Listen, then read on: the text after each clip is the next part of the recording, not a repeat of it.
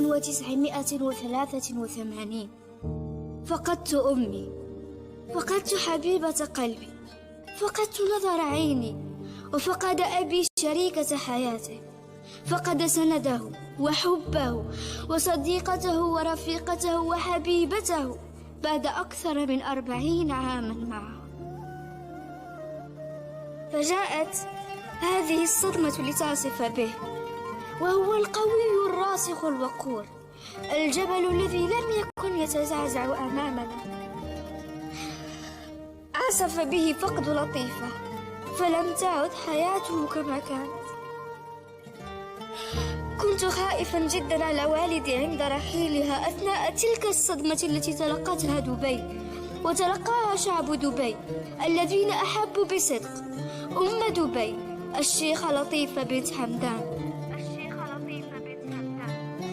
كانت أمي تعالج مريضهم وتداوي صغيرهم وتواسي فقيرهم وتسمع لنسائهم وتشاركهم أفراحهم وأتراحهم.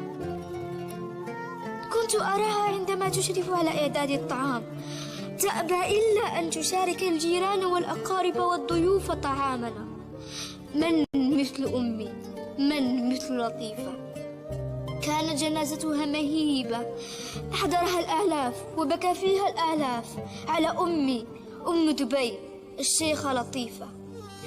نزلت معها في قبرها، كان أبي وأخي يتابعانني من فوق القبر. سجيتها في مثواها الأخير ودموعي لا تتوقف. ثم خرجت من القبر. عند خروجي سقطت ساعتي بجانبها، لم أستطع الكلام. نظرت إليها ونظرت إلى ساعتي بجوارها، وألم فظيع يعتصر قلبي، وصوت ما يهمس في داخلي. شيء مني معها. من مثل أمي؟ من مثل لطيفة؟